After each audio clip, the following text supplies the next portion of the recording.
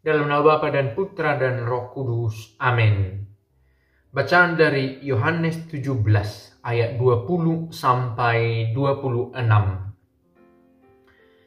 Dan bukan untuk mereka ini saja aku berdoa, tetapi juga untuk orang-orang yang percaya kepadaku oleh pemberitaan mereka, supaya mereka semua menjadi satu, sama seperti Engkau ya Bapa di dalam aku dan aku di dalam Engkau. Agar mereka juga di dalam kita, supaya dunia percaya bahwa Engkaulah yang telah mengutus aku. Dan aku telah memberikan kepada mereka kemuliaan yang Engkau berikan kepadaku, supaya mereka menjadi satu, sama seperti kita adalah satu. Aku di dalam mereka dan Engkau di dalam aku, supaya mereka sempurna menjadi satu, agar dunia tahu bahwa Engkau yang telah mengutus aku dan bahwa Engkau mengasihi mereka, sama seperti Engkau mengasihi aku. Ya Bapa, aku mau supaya dimanapun aku berada, mereka juga berada bersama-sama dengan aku, mereka yang telah Engkau berikan kepadaku, agar mereka memandang kemuliaanku yang telah Engkau berikan kepadaku, sebab Engkau telah mengasihi aku sebelum dunia dijadikan. Ya Bapa yang adil, memang dunia tidak mengenal Engkau, tetapi aku mengenal Engkau. Dan mereka ini tahu bahwa Engkaulah yang telah mengutus aku. Dan aku telah memberitahukan namamu kepada mereka. Dan aku akan memberitahukannya, supaya kasih yang Engkau berikan kepadaku ada di dalam mereka, dan aku di dalam mereka. Bapak Ibu, saudara-saudari yang baik, semoga dijumpai oleh video ini sedang dalam keadaan sehat-sehat, dalam pekerjaan ataupun sedang waktu tenang-tenang, berbaring, duduk-duduk sendiri atau bersama dengan orang lain.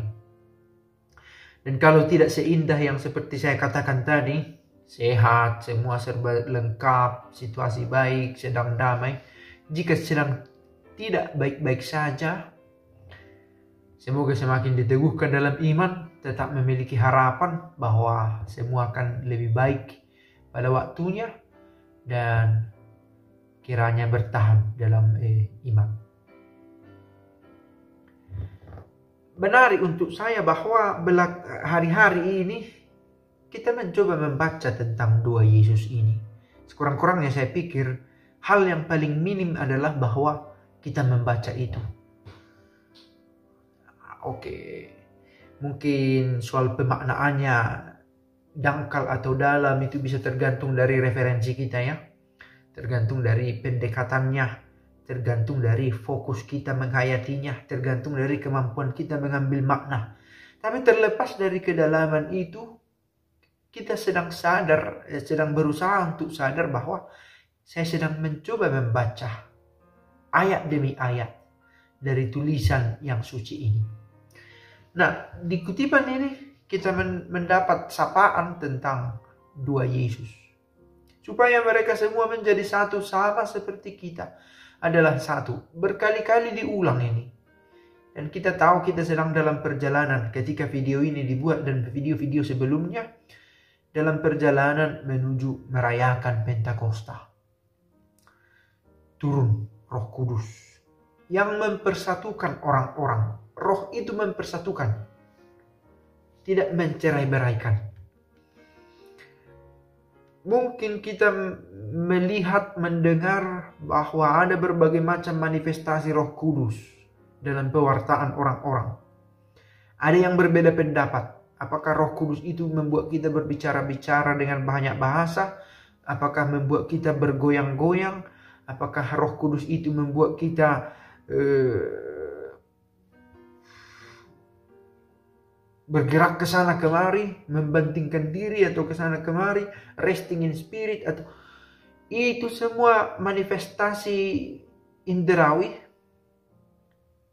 Dan untuk melihatnya, benarkah ini Roh Kudus atau tidak?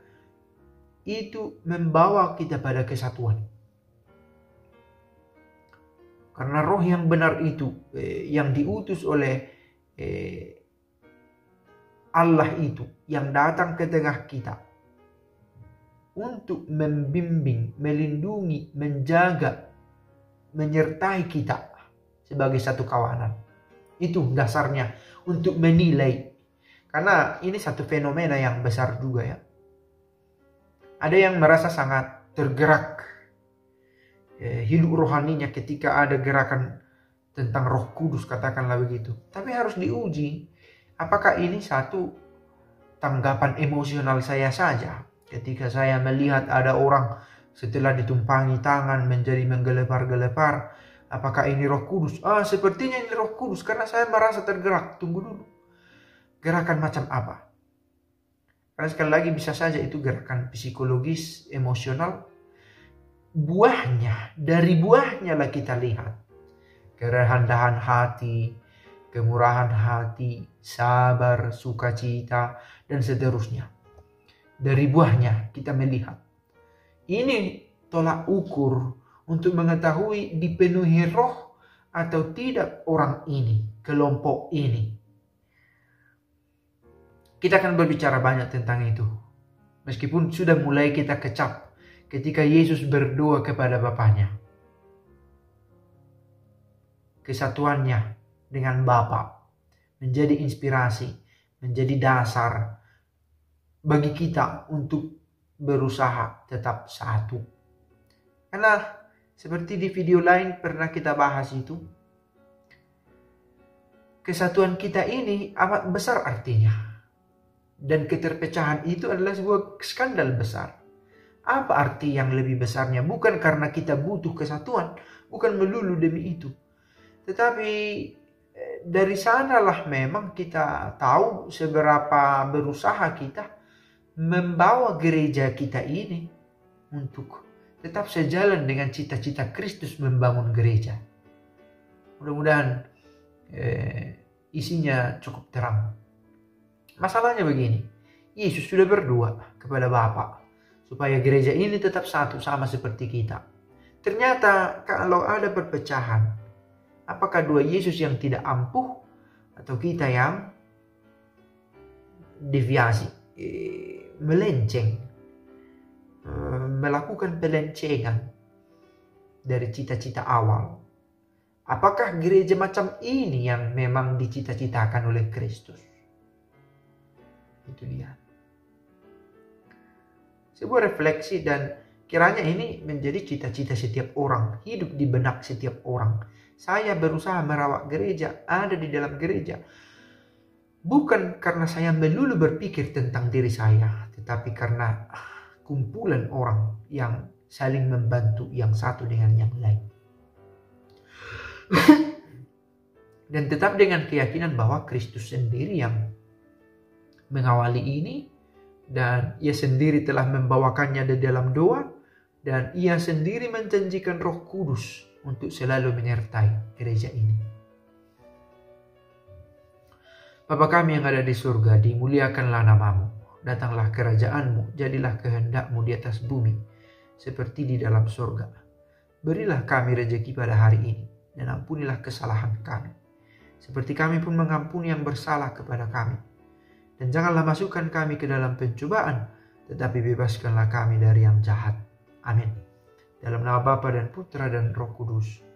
Amin.